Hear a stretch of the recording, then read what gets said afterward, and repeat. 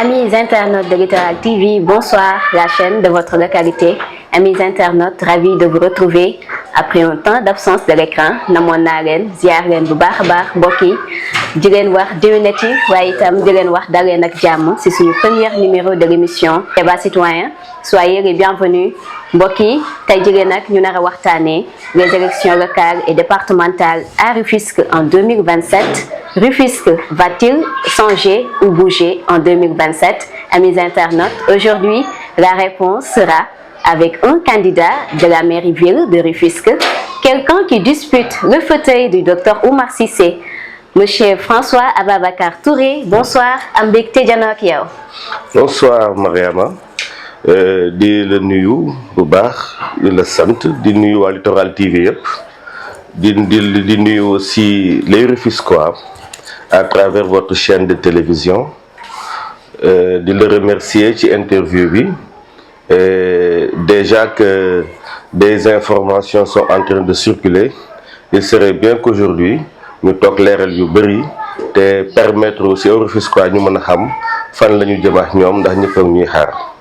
mu ngoog mbokk yi loolee lépp nag tey dina leer ak François Ababacar Touré moom mi la ñu fas yéene waxtaanal waaye nag waxtaan bi des koy tàmbalee rek ak la rubrique Kii Kan La.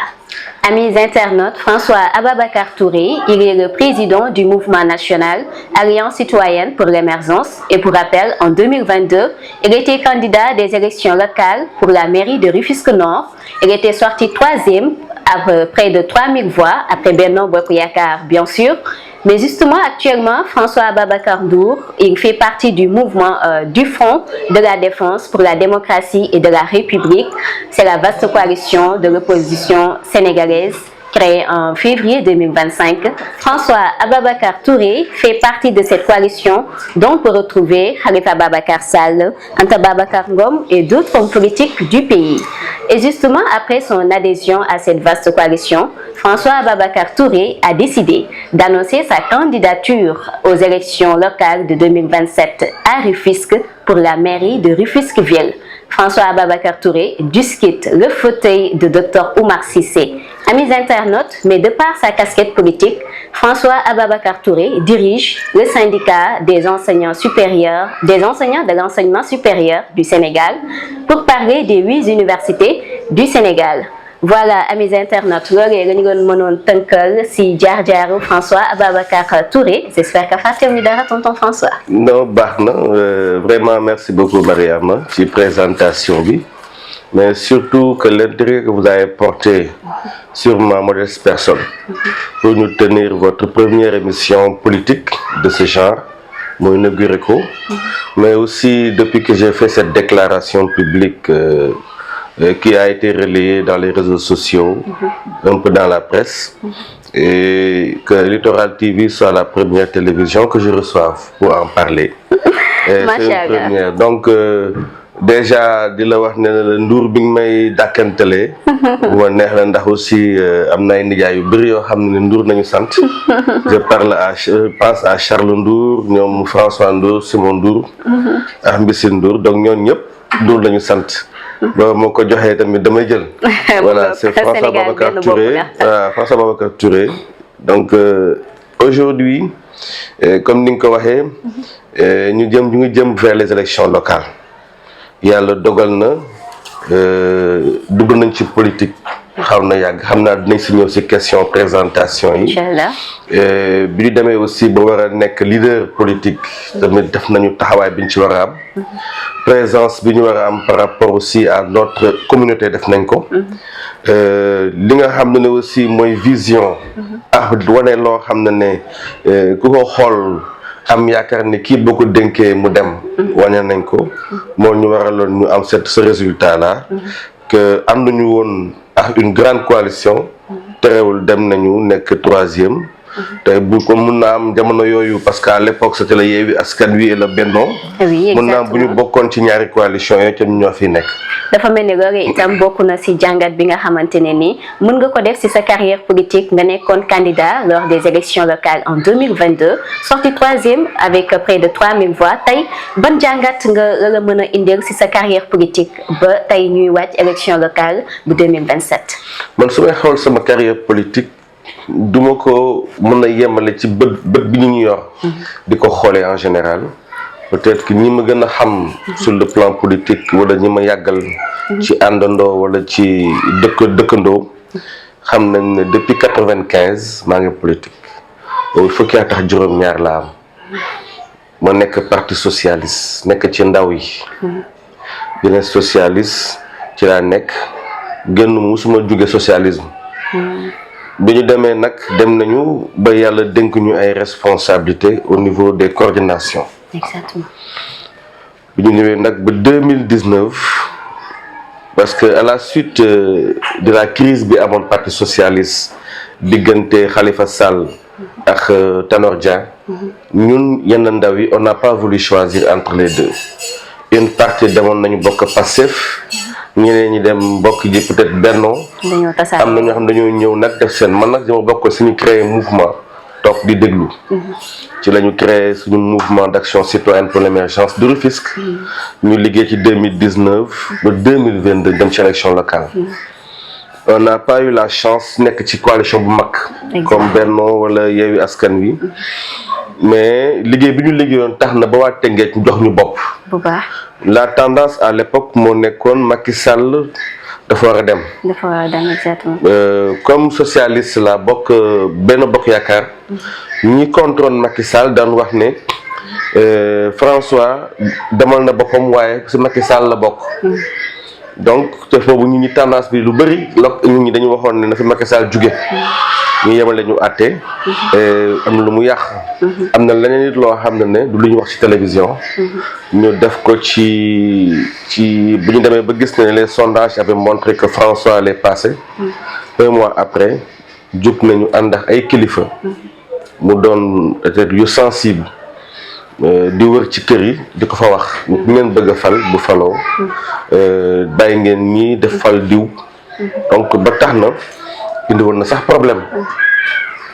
Délégué de quartier Ngom moo déplacé wu ndax ñi ko doon def kenn ci ñi ko doon def indi ko pour mu jéggalu ndax dafa amoon ñu demoon këram bëgg fa def nekk su dul noonu ndax wax yu ñaaw yoo xam daan nañ ko wax loo xam ne baaxul ci waasu ak ci diine donc loolu toll woon nañ foo xam ne seen yaakaar tasoon na ci yenn candidats yi bay fallait que ñu jaar ci yu mel noonu pour détourner une partie de l'électorat loolu boo ko boolee moo concourir à la défaite du Masser ci élection locale yu ñu jógee et on n'a pas eu besoin aussi de faire une communication à l'époque parce que unité Sénégal ak unité Tëngéej moo gën loo gis on a été victime on a accepté d'être victime li ñu yàlla téyel ci ginnaaw ñun jàpp nañ ne moo gën te carrément sax nekk ci li nga xamante ne ni da nga bokk dëkk ci commune daal di jëriñ waa commune bi waaye itam xool yi nga xamante ne ni moo leen di jëmale kanam nga ne si loolee bokkul ci défaite François Ababacar Touré tey jëlee ñu dëkkmal élection locale bu 2027 nga bëgg a samp sa ndënd fële sa mairie ville bu Rufisque. Monsieur Touré, est-ce que réellement vous êtes prêt à être candidat? Déjà 2019 may créé mouvement bi c'était pour être le maire de Rufisque. C'est bu ñu dàqee élection yi mu bëri ñu renvoyé waat ko loolu xaw a am lu mu néewal suñu doole ci koom-koom ba tax na li ñu doon déployer au niveau de l'est et de l'ouest mu xawoon metti après à la fin après 2 renvois ou 3 renvois je me rappelle plus ça a un peu impacté sur notre budget ñu mujj concentré wu sur le nord mais à l'époque c'était pour être maire de la ville parce que le parcours que j'ai professionnel parcours gi ma am ci àdduna ak li ma jot a dund ci Sénégal ci Tëngéej ak ci bitim réew li ma fa jot a xam préparé na ma pour me développer Tëngéej par rapport ak idées yi par rapport ak programme par rapport ak projet mais aussi par rapport ak cofeel gi ma am ci dëkk bi mu juddoo màggee fi yaroo fi ba pare xam bu baax nag soxlay nit ñi xam bu baax fi nga xam ne levier boo ko yëkkatee dina am lu bëri lu mu soppi ci Tëngéej et je me suis rendu compte que les différents maires qui sont là depuis Mbaye Jacques Diop après Mbaye Jacques Diop on a connu que des maires politiques mais pas des maires travailleurs donc néew ma dañoo yaafus ku nekk ñoo def nga loo mën mais vraiment c'est-à-dire que même bu amul woon maire du am changement. C'est-à-dire que si on a un maire, c'est pour qu'il y ait un plus-value, pour qu'il y ait un plus par rapport à si on n'avait même pas de maire. Mais c'est-à-dire aujourd'hui, qui mettrait une délégation à la mairie de Rufisque, dans les communes de Rufisque, il n'y aurait pas de changement par rapport à ce qui se passe. Et on ne lit pas un maire. Il faut un maire pour nous être dans la permanence. Il faut un maire pour nous être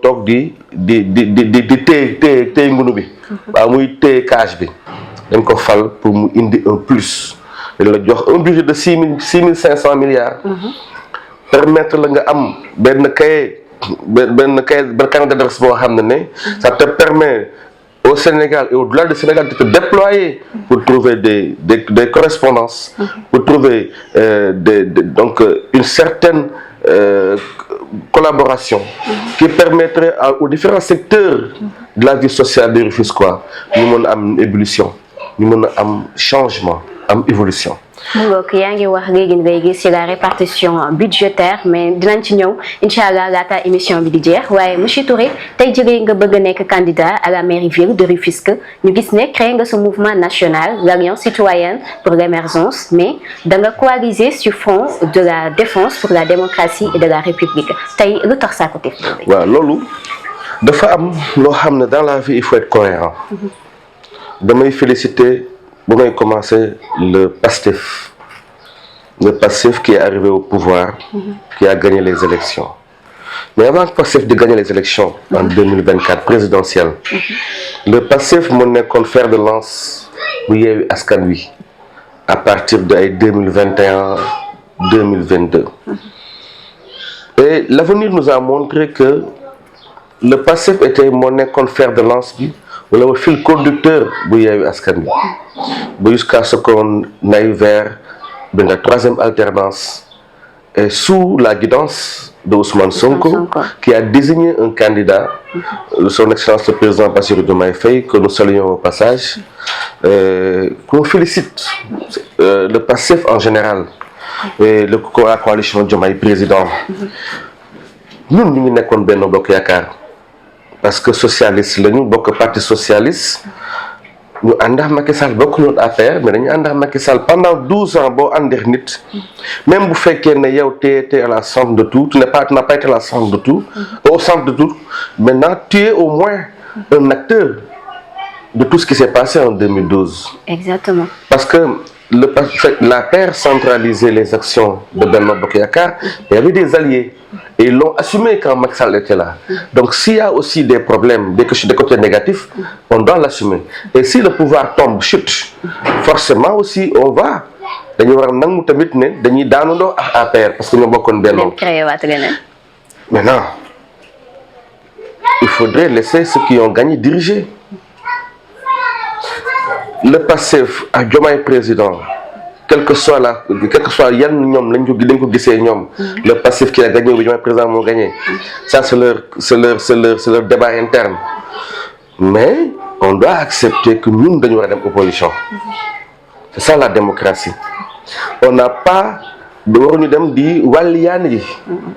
Mais ñoom ñi nekk au pouvoir nag képp ku ñu xool ci opposition ak ku nekk feneen ku ñu soxla ne yow de mën ngaa ñëw bokk ci liggéey bi boobaa dañ maa oo kon maa ngi dem boobu bu la neexee nga dem mais nag sinon suñu place mooy opposition nag li ko caractériser ay peut-être front bi am doole nga xam ne moom la ñëpp gis regroupé 87 partis mouvements et associations société civile.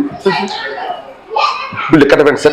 Actuellement, c'est la plus grande coalition. La plus grande coalition de l'opposition. Nous avons anciens ministres, anciens députés, anciens maires, ou actuels maires même, et actuels députés. Donc nous, nous avons conférence des leaders. Nous avons en tant que président de l'Alliance citoyenne pour l'émergence. Fofu nañu war a dem opposé wu man dama je me suis toujours dit opposition la bokk mais du mu opposé wu te matul ma troisième année bi c'est-à-dire ñi fi ñëw toog il faut respecter les Sénégalais may leen 2 années ba seen troisième année nga soog vraiment naan da ngay opposé wu parce qu'il faut avoir de la matière pour s'opposer. Une opposition qui se donne le temps parce à préparer. que la dernière émission que j'ai faite à Afrique West Afrique, j'ai dit que man je commencerai à m'opposer à la 3e année pour être cohérent avec moi-même.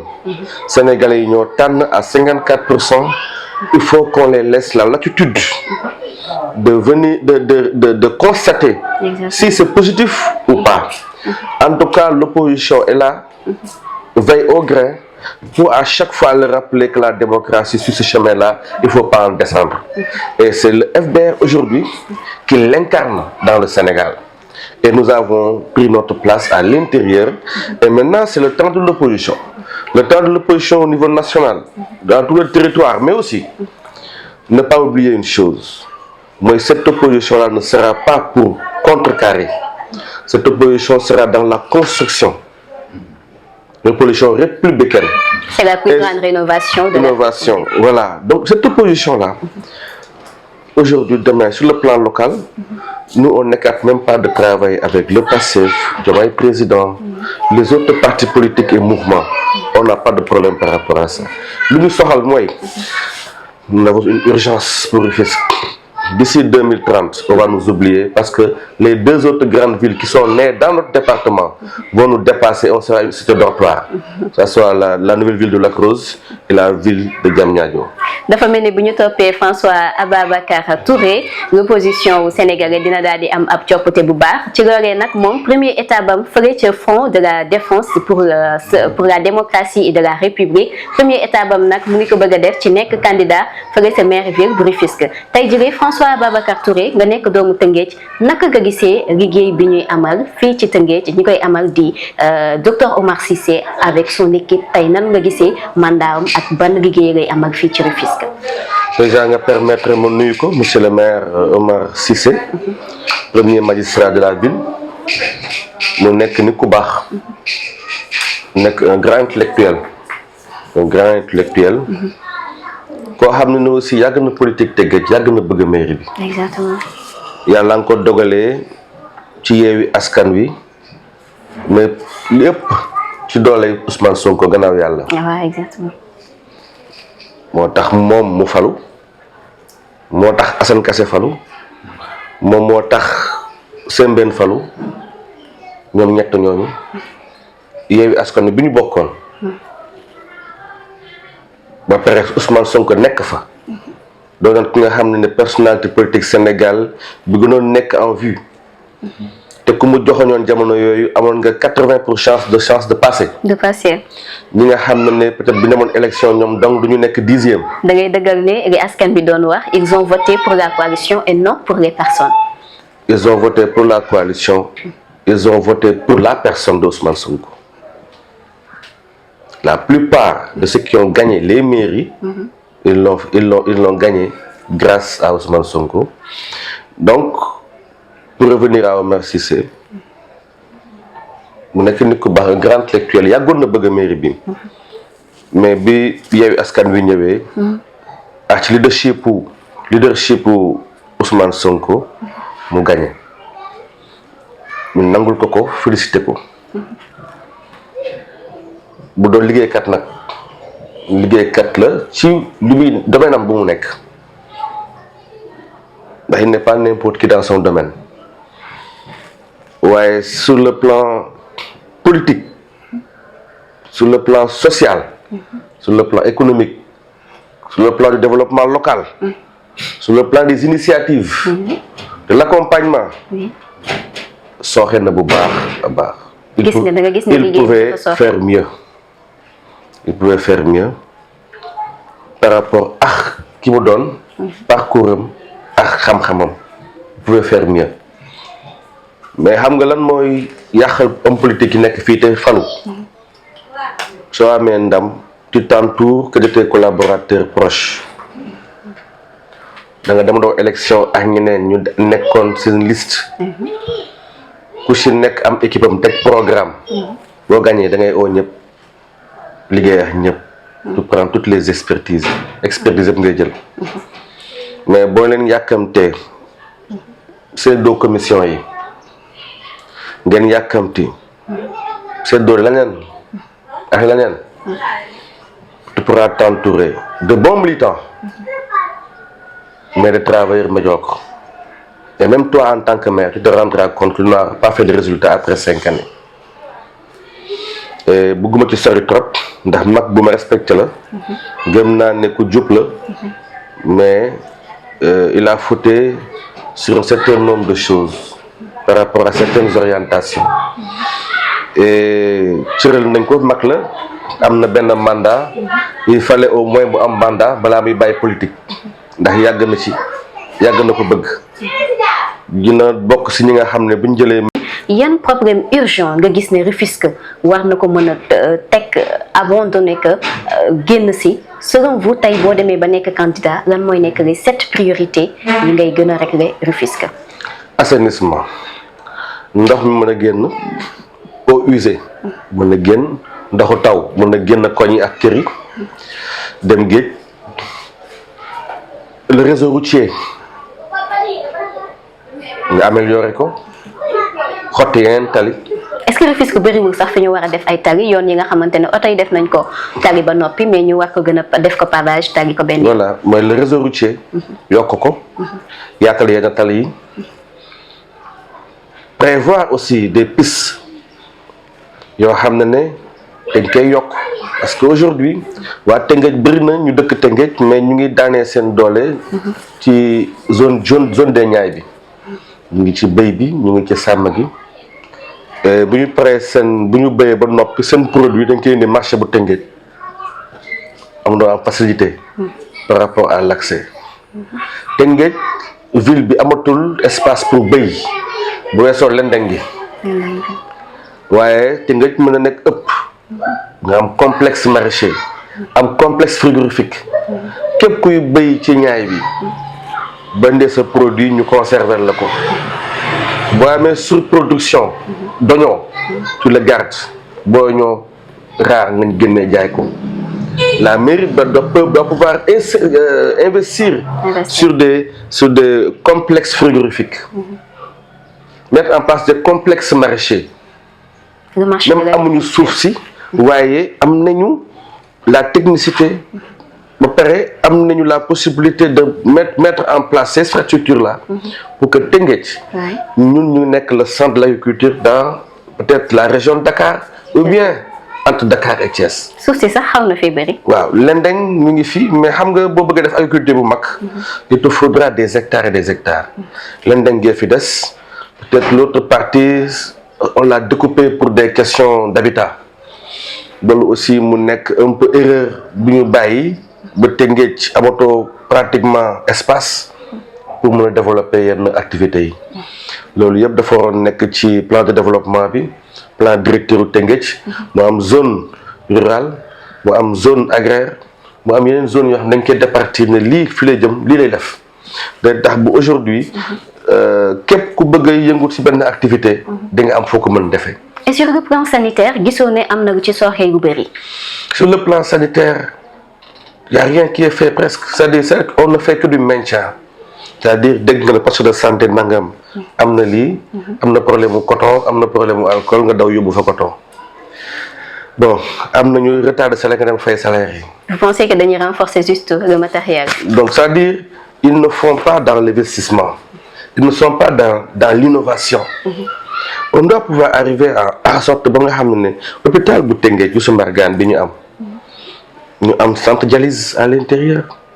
am na espace bi wër Youssou Mbargane inhabité pour l'instant.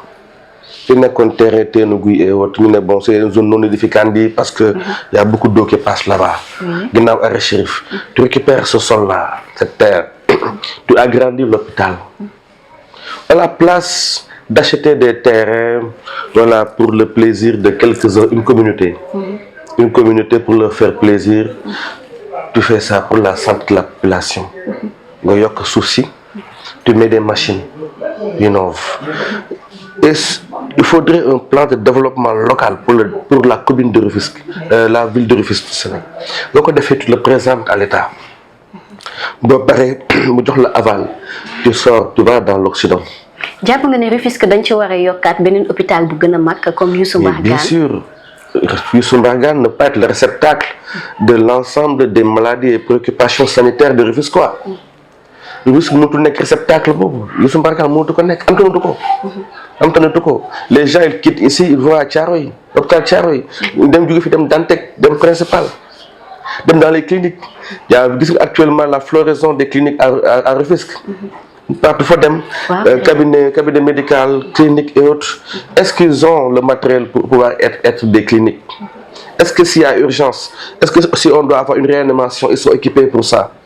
Mais le Rufisque, la mairie doit se battre pour avoir un grand hôpital, l'ensemble des infrastructures pour nous mettre en place un bon système sanitaire pour la ville et pour le département. Parce que nous sommes en train de des rey État. Au pouvoir, on demande tout à l'État.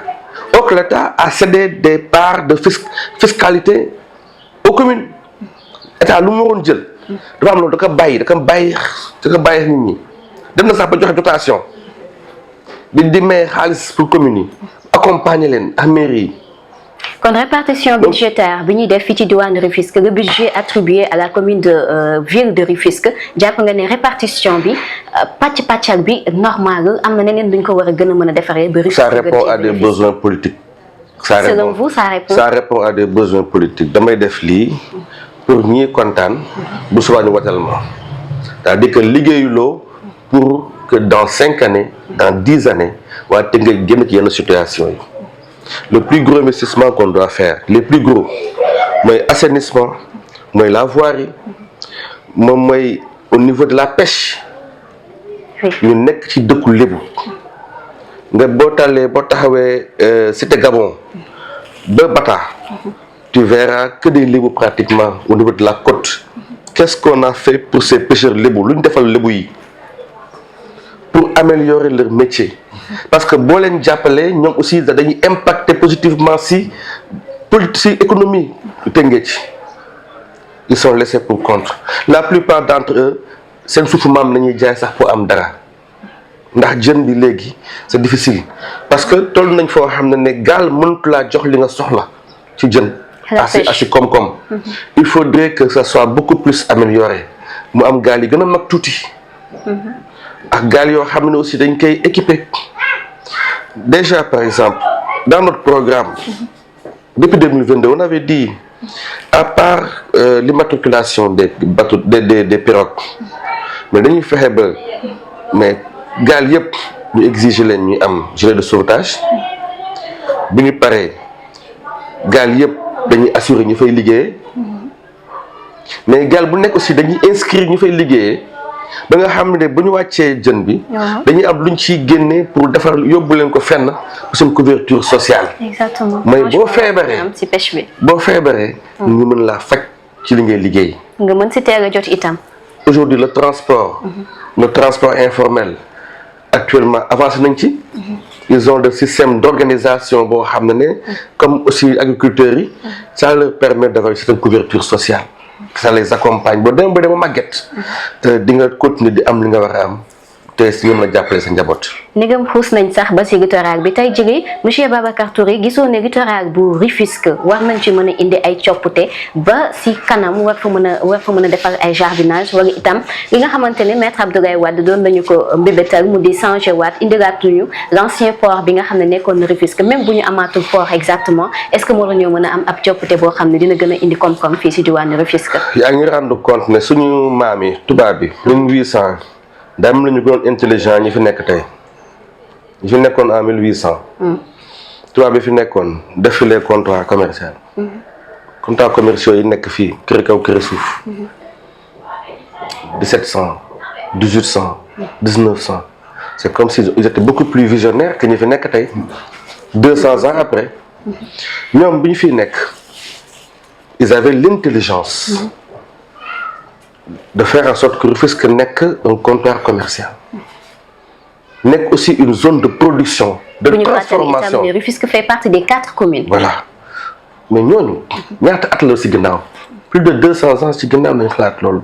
ñun 200 ans après on n'a pas été plus intelligent on n'a pas été plus entreprenant que c'est une honte On a fait partir les blancs pour ça, pour la souveraineté seulement, pour être dans la pauvreté. Ce n'est pas intelligent. La souveraineté bi nag mi ngi commencé li fi tubaab bi def ci lu baax on doit faire plus et mieux. Foofu la souveraineté di commencé du naan bëgguma tubaab dong du ne faalewuma tubaab mais def lu gën lu mu fi def. Le littoral, comme tu l'as dit, cette zone côtière, Diamniadio c'est une nouvelle ville. Amul géej bi nga dem Sendou Yène peut-être Bargny Tubaab Jalaaw fa la jege Tëngéej la nekk, c'est la porte de Rufisque. Exactement. On fait en sorte de par le partenariat mettre en place un programme pour développer le littoral de Rufisque. À la Corniche de Dakar, quand on a voulu faire OCI, Abdoulaye Wade ak doomam Karim Wade, ils ont réfléchi pour mettre des hôtels pour pallier à ce manque de déficit d'hôtel qu'on avait pour accueillir l'OCI. ci lañ am hôtel yu bees ñu fa am noonu. ci loolee sax bëggoon na indi ay coppite fii ci diwaanu Rufisque ngir gën a naatal suñu littoral bi. Maintenant, il y a des partenaires yoo xam ne aujourd'hui ils sont intéressés. Ils ont leur bureau à Diamniadio, ils ont leur bureau à Dakar. Entre les deux, la connexion sur Rufisque, on met en place un programme hôtelier. Ba pare, on a fait bénéficier les Rufisquois en premier lieu. Le marché de Rufisque, on le transforme en un grand marché moderne, avec des niveaux, avec un assainissement. Nous avons un niveau, un assainissement. On est un grand marché. Il y a des maisons qui sont en aujourd'hui, SICAP, Liberté 1, Liberté 6. Tu vois les anciennes maisons de la SICAP là-bas, HLMI, ils sont délabrées. Nit ñëw jënd ko day ñëw ne da ngeen di génn kër gi ma jox leen 50 millions ba tabax fi R+12 waaye ngeen yéen a moom troisième niveau bi. Oui, exactement. Plateau la boo xam ne mën nga ci am 4 appartements bu nekk dina la jural 250 000 par weer boo ko boolee mu nekk 1 million sans compter am nga déjà 50 millions moo tax nga gis Kër Sika bi ba Mermoz, ba Baobab, ba Krak, ba Amitié, ils sont en train de donner leur maison comme ça. Un promoteur immobilier vient, il prend ce fouf, mu toj kër gi, yëkkati R+7, R+12, jox la benn niveau, ba pare jox la 50 millions nga dem. ñu delluwaat tuuti fële ca marché bu Tëngéej ci gis nañu. nga baal ma doguma la pourquoi. Lan la SICAP ëppale Tëngéej en termes d'opportunité économique. ba li ko dalee façade maritime bi ba ci route nationale bi ñu am fi lu mel noonu. C'est un programme qu'on va développer avec des partenaires qui sont prêts à faire quelque chose et ce sera une connexion qui commencera à partir de Zac Mbao dañ si waxtaan ak la mairie de Mbao mu dem ba Bargny dem ba la Diamniadio pour rénover la ville. C'est-à-dire cette ville là laajul wax ju bëri. am na ñoo xam ne yàlla dogal na bu ñu liggéeyee ba tey lépp lu ñu laal ci liggéey sotti na ndax dañuy liggéey ak yéen ak seen xel ay këyit mayewul mën liggéey. C'est l'intelligence et l'amour de ce travail là. Et Rufisque, nous allons transformer Rufisque en 5 années dinañ soppi Tëngéej ci juróomi at te ndóol dinañ jàppale état ba ndóol jóge fi ndax Rufisque ku fi dëkk waroo ndóol. C'est des villes yoo xam ne ça existait avant des pays. Am na dëkk yoo xam ne existé guñ woon seen tur juddoogul woon boobu Tëngéej existé woon na ba noppi. Tey cadre yi gënoon mag ci AOF yu bëri ñu dëkkoon Tëngéej. Aujourd'hui Tëngéej n'est plus rien à cause de ces enfants qui ont def la politique. Ndax population bi ba jël mairie bi ku ci nekk def sa juróomi at wala sa ñaari mandat mais en réalité tu n'as rien fait. Il est temps maintenant qu'on revienne à la doctrine de Maurice Gueye. On revient à la doctrine de Mbaye Jacques Diop. delluwaat ginnaaw. ñu ñëwaat parce que gis nga pont bi nga gis nii. Les gens dañuy foog ne tubaab bi nga fi def canal bi. C'était Maurice Gueye qui l'a fait. Un Sénégalais. moo ko def avant indépendance boom intelligence ne Tëngéej bés dina jot faw dina am problème ndox ba def canal bi mais 50 ans après amul beneen canal lu bees on fait que comment on dit c'est-à-dire que c'est réformer, refaire les choses et tout, mais absolument rien du tout. On met l'argent sur des choses qu'on consomme et qui n'ont pas de productivité. Mais c'est juste pour faire plaisir à des électorats. Même nous, on fera l'un amal njëriñ parce que souvent moom la njëriñ seen njaboot ndax seen doom ñoo ñëwaat di sonnaat. Et est-ce que vous pensez que dina yomb defar Rufisque surtout le côté assainissement en 5 années? Déjà, le réseau routier, c'est un programme de 6 à 1 an. Les entreprises sont là. Et les sent que loolu taxawul nañ ko voté nañ ko avec l'appui de l'État. Loolu ça ne prendra 6 mois à 1 an. Et dans certaines zones, ça ne va pas durer 3 mois. Par exemple, assainissement, mais on le fait en même temps. Au même moment où on fait le réseau routier, on le refait, on agrandit, on améliore, mais aussi en même temps, nous avons assainissement. Nous avons assainissement. Bon, nous avons assainissement, nous avons un programme pour le littoral. Pour un peu rejoindre le nom de votre télévision. Exactement. Au même moment, tu penses aussi à ñi nekk ci kii bi ci jéeri gi. Mais mauvais lotissement itam dafay jur Rufisque am problème assainissement bu métti ndax des fois fu ndox war a jaar dañu fay samp kër. waaw boo weesoo nag raay bi boo jógee Tëngéej boo jógee ville mooy lu jëm géej marché boo jógee route nationale nga jéggi raay bi immédiatement yaa ngi dugg ci lu ñuy wax alignement ngay gis. li ëpp boo wàccee nag dangu day gis dangu mu am mbedd mu yaatu bu jubal sanca ba am mbedd mu yaatu mais boo xasee ba génn quartier yooyu rek yaa ngi on est aligné à dangu aligné à sanca ba aligné à Gendel aligné à Fass ainsi de suite. Donc l'assainissement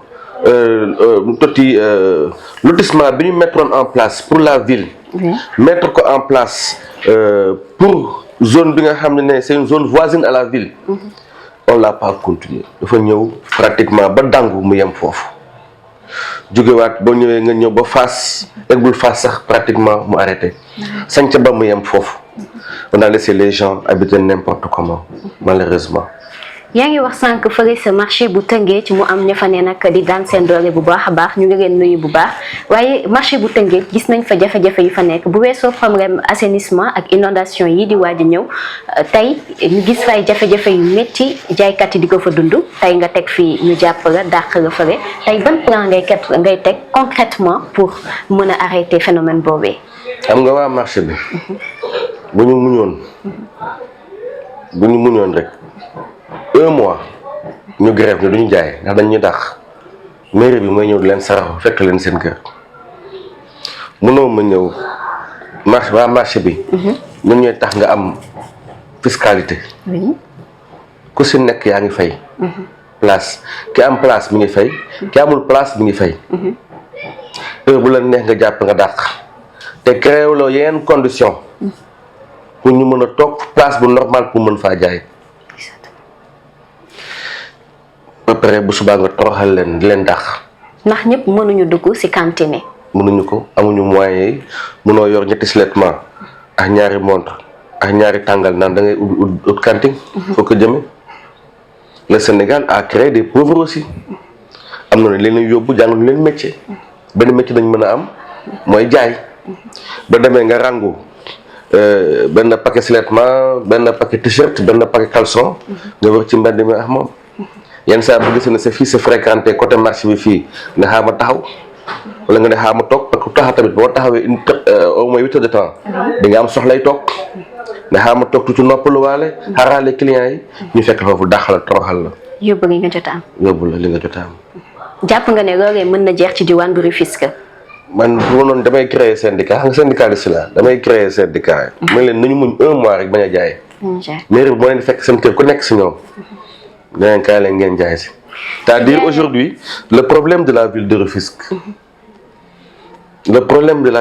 ça commence aussi par le marché mooy fii ñëpp di dajaloo pour jënd ji fa ñi jaay ñoo fa nekk dajaloo fa ñi soxla yëpp fa lañ jëm kon da ngay créer les conditions déjà hygiène bi de circulation à l'île mu ànd ndax cet ndax dafay jaay lu ñuy lekk ñi fay nekk tamit di fay liggéey dañu war a am cet, dañu war a nekk dans la bonne santé, ñu war a nekk si bonne santé parce que dañuy jaay lu ñu lekk. yow mii soxla di fa dem da ngaa war a dugg ba génn doo fa jëlee feebar. li ñuy jaay du la jox feebar di nga mën a circuler ba pare génnaat. mais l'État la municipalité la fan la accompagner dans les communes Rufisque Nord. créé na benn plan PASIC bi nga xamante ne ni dafay aider les développements communautaires et les initiatives communautaires pour dire tey naka nga gisee plan boobu est-ce que dox na carrément ci diwaan bu Rufisque. impact bi il faut demander am nga nit ki duñ la wax ne la lii dañ koy def pour yow rek laaj ko duñ ko wax ne foofu si moom la jëm buñ ne damay def lii pour Ndeye Fatou. donc ba mu def ñaari at nga def Ndeye Fatou ne ko li la defaraloon fu mu la feeñ. bu fekkoon dox na acteurs yi ñoo koy waxal seen bopp baa nga xool gisal ko sa bopp. dans chaque commune dañuy créer un marché. l'initiative de marché Arafat baaxoon na on l'a pas continué on l'a pas amélioré. dañuy créer des marchés dans chaque commune on trouve le foncier on trouve le financement il y a des partenaires il y a des promoteurs pour ça. ba pare la mairie va aider à accompagner pour que ñu fa war a jaayee ji mën fa jaayee ji. parce que bu fekkee ne ñi ñëw marché Tëngéej lim gi néew na day tax hygiène bi gën a baax day tax aussi place yi gën a yemb. mais si les gens n'ont pas d'autre solution ils vont se concentrer à dans la zone de ce marché-là. au marché de Rufisque. Oui. Donc maintenant si on a 3 marchés Rufisque Nord am marché est am marché bu mag ouest am marché bu mag dina wàññi ñi dem ci marché ville. donc doo amati promiscuité boobu. le marché maintenant va répondre aux normes par rapport à l'hygiène par rapport même au cadre édicté. Le marché de Rufisque doit être rénové selon les dires de docteur François Ababacar Touré tey jii mu nekk candidat de la mairie ville de Rufisque tey monsieur Touré lan mooy ce projet phare pour la mairie ville de Rufisque pour dire pour la ville de Rufisque ginnaaw ba ñu saytoo ba ñu jàngatee li nga xamante ne mooy problème yu Rufisquois yi di jànkonteel fii ci département bi. bu weesoo problème yi ma la wax. muy ci dem ak dikk. mooy yoon yi. defar leen.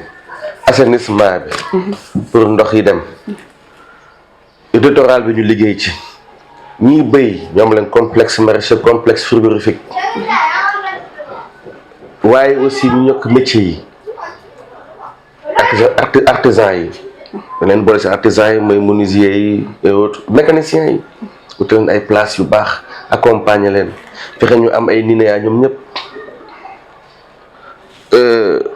loolu dafay doon li nga xam ne dafay baax ci liggéeykat yi mais man ku ma xam 2019 ba tey xam nga ne François dafa concentré woon si ñetti mbir tegaat si yeneen ñaar ci ginnaaw muy juróom dafa doon jàppale jigéen ñi ci financement man maa doon joxe financement te amul caution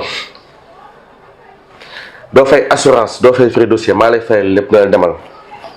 c'est-à-dire que la barrière li doon baari jigéen mu am financement dama ko jëndi woon. fi mu ne nii dina ñëwaat. dama woon wan waa Tëngéej li nga xam ne bu ngeen ma falee maire fa laa jëm ak yéen. bu ngeen ma falee maire. man kat François am naa yéene. accompagne leen dootoo leen fayati caution frais de dossier à assurance ak yooyu. la mairie va prendre ça en charge. je l'ai fait dans toutes les communes.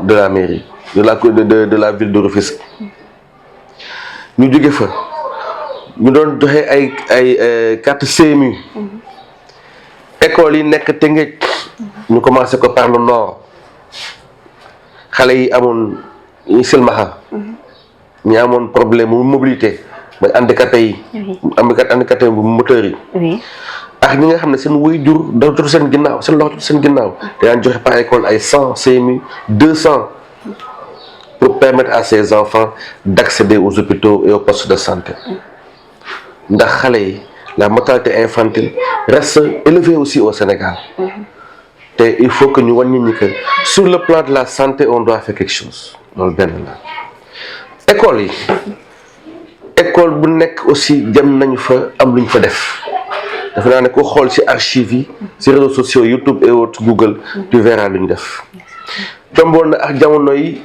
Covid 19 daan joxe ay dons yoo xam ne comme les liquides pour se nettoyer les mains, pour joxe d'autres produits, eau de javel et autres, des masques. On l'a fait dans toute la ville de Rufisque. Exactement. te duñu dara du dul woon ay liggéeykat lañu dañoo boole suñuy doole gëm un projet ku nekk indi loo am ñu dajale à chaque fois ñu génne une somme dugg ci population bi.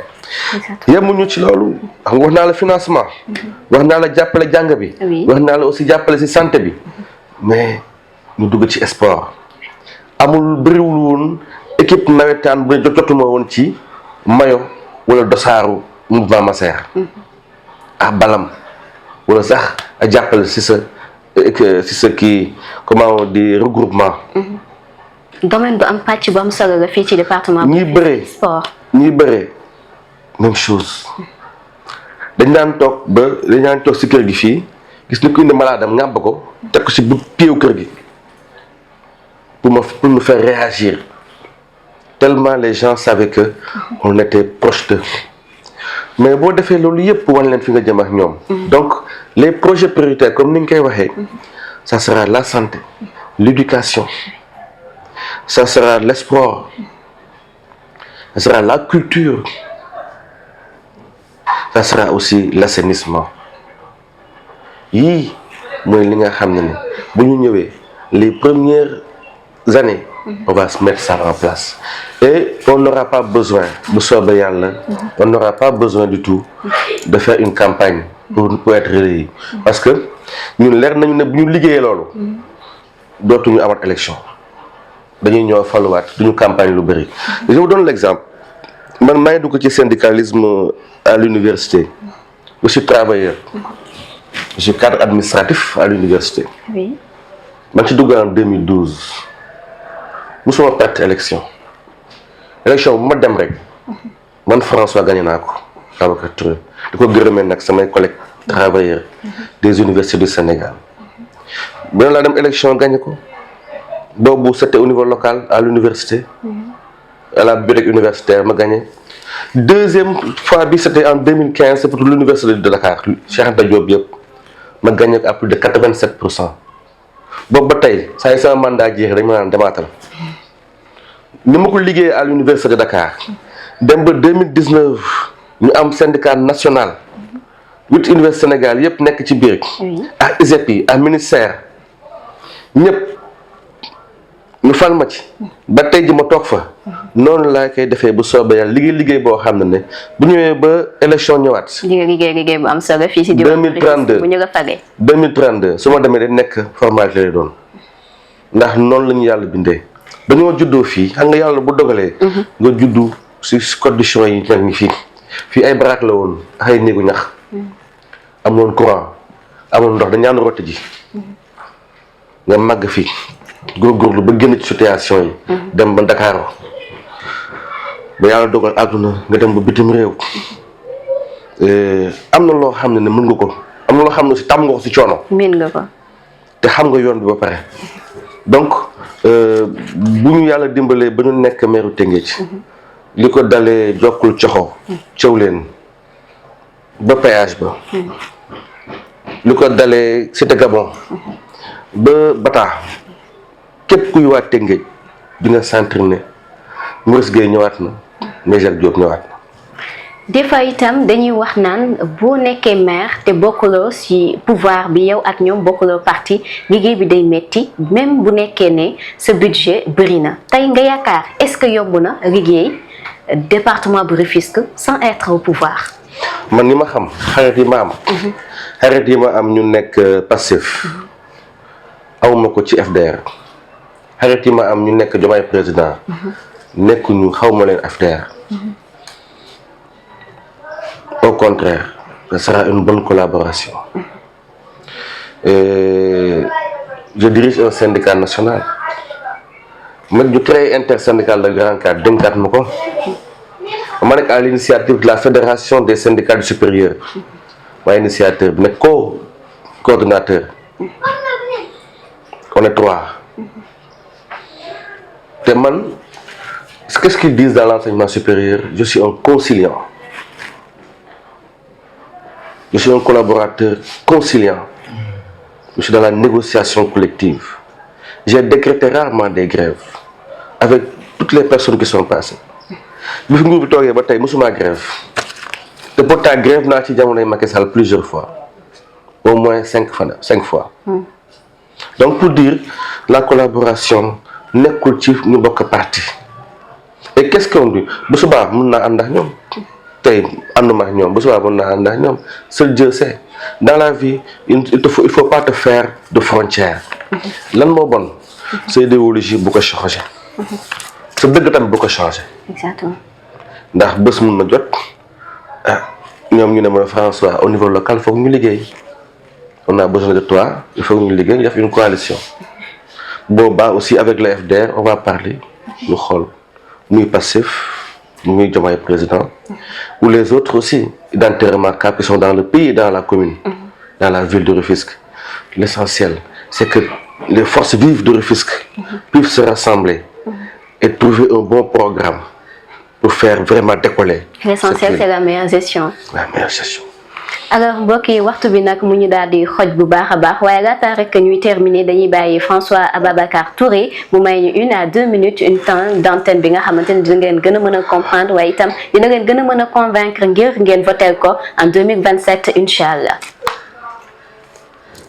waa Tëngéej ñu ngi leen di nuyu gërëm leen santaat leen gannaaw bi ñu fi juddoo màggee fi yaru fi fekk fi baax am fi suñuy waajur di fi dund ba tey nekk fa suñuy mbokk suñuy nawle bi mu jotee ñu ànd ak suñuy nawle ànd ak suñuy naataangoo suñuy dëkkandoo ak suñuy mbokk laaj baatu waa Rufisque Nord buñ ci jógee buñ ko laajee mu doon lu rafet waa Tëngéej uyu suñu ndax ba demee élection am lu jege 3000 voix mooy 3000 personnes presque yoo xam ne ku si nekk yeewu na këram xamoon ndax ndékki na xamoon ndax ndékkiwul mu jóg dem ba bañ gàcc ga woteel la ñoo toog amoo seen ngërëm amoo seen fay maa ngi leen di gërëm yéen ñëpp ñu fa nekkoon démb ak barki démb di leen gërëm di leen sant di xam leen liggéey bi tàmbaliwaat na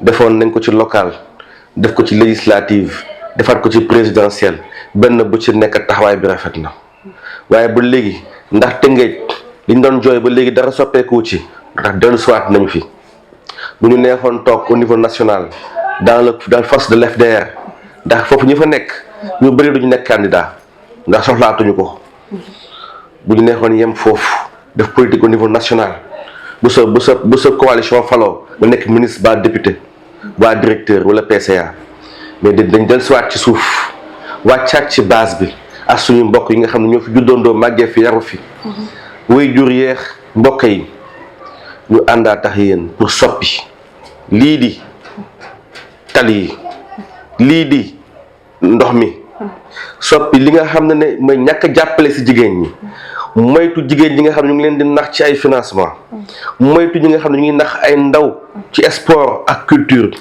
accompagner métier yi accompagner ñiy béy accompagner ñiy sàmm accompagner ñi nga xam ne ñu ngi nekk ci napp gi lii moo tax ñu dellu siwaat indi fi koom-koom innovation géej gii façade maritime bii def fa ay hôtel ak ay entreprises yu bees fexe baa may immeuble comme ni muy juddoo biir Dakar ak Sicap bi mu am connexion entre Lac Rose ba Diamniadio en passant par Rufisque qui sera aussi développé que Diamniadio et Lac Rose loolu lañu bëggal waa Tëngéej marché bu moderne tali yu baax santé bu baax école yu baax xale yi faju wér mag yi faju wér ndaw yi am liggéey mag yi am liggéey yàlla ñu si yàlla yóbbu jàmm. amiin incha allah di nga bàyyi itam nga tàggatoo. waaw merci beaucoup Mariama di gërëm bu baax Littoral TV technicien yi nga àndal liggéey bi rafet na j'espère que j'ai répondu à toutes les questions on a fait de notre mieux. 1 heure de temps nañu amoon yaatuwul mais on a essayé de faire un condensé. Peut-être que beneen émission bu amee mu nekk 2 heures ou 3 heures on aura le temps ñu déchiffrer génne budget bi. budget bi bu Rufisque Nord bi nga xam ne 6 milliards 500 la juróom benn milliard ak genn wàll ñu xool lan lañ ci def te tamit ñu ngi laaj vraiment monsieur le maire mu wan ñu si juróomi at yi li mu def ci ñetti at yi weesu mu wax ñu lan la def ci budget bu mu ko jox ay milliards mu wax ñu avec des preuves à l'appui ñu xam vraiment lan la def si xaalis bi ndax waa Tëngéej ba léegi ñu ngi seet di xool di xaar lan la seen xaalis fu mu dugg afa lay feeñ ci ñoom di ko laaj tamit mairie yi nekk fii communes yi nañ ñu wax ñoom ñëpp ku ci nekk li nga liggéey dañu jot ci xaalis ak loo ci def ndax tam buñ ci eggee buñ ci egsee bu soobee yàlla pas pour xeex leen waaye day laaj nag ñu ut information pour jox ko askan wi ndax moo ñuy permettre def comparaison ak fu ñu jëm ak ñoom ñu ngi leen ci woo leen demander vraiment ñu defaral ñu vraiment leur bilan d'étape def comme Barthélémy Dias defar déjà son bilan de mi-mandat. Donc ils ont fait plus de mi-mandat. Ils n'ont vraiment qu'à nous donner ces chiffres-là. Qu'est-ce qu'ils ont fait et qu'est-ce qu'ils vont faire sur les quelques mois à venir avant de pouvoir demander à nouveau les voix des Rufisquois. Je vous remercie. mu nga ko mbokk yi François Ababacar Touré nga ñu doon waxtaan ak nag li jëm ci jongante gox-goxaan yi nga xamante ne ci atum 2027 nga ñu ko jàpp mbokk yi fii nag la ñuy yem ak yéen ñu ngi nuyu bu baax ñi nga xamante ni ñoo fi teew bokk na si nag le mouvement Alliance citoyenne pour l'émergence bi nga xamante ne quelques membres ñu ngi ne teew suñu ginnaaw waaye tamit di nuyu bu baax ñi nga xam ne ñoo féetee foofee sa technique ba Lamine Gueye ak itam Fodé Touré et aussi de faire un gros bisou à ma toute petite famille et je vous love éternellement. Amis internautes, merci d'avoir suivi cette essence ce soir. Nous étions avec François Ababacar Touré et vous avez pu entendre ses engagements et ses programmes positifs envers la ville de Rufisque. À très bientôt, amis internautes, restez connectés. Mais sachez aussi que la démocratie ne se limite pas aux urnes, mais ça se construit par la participation au quotidien. Amis internautes, restez connectés sur Littoral TV, sur Facebook et sur YouTube. À très bientôt. Ciao, ciao.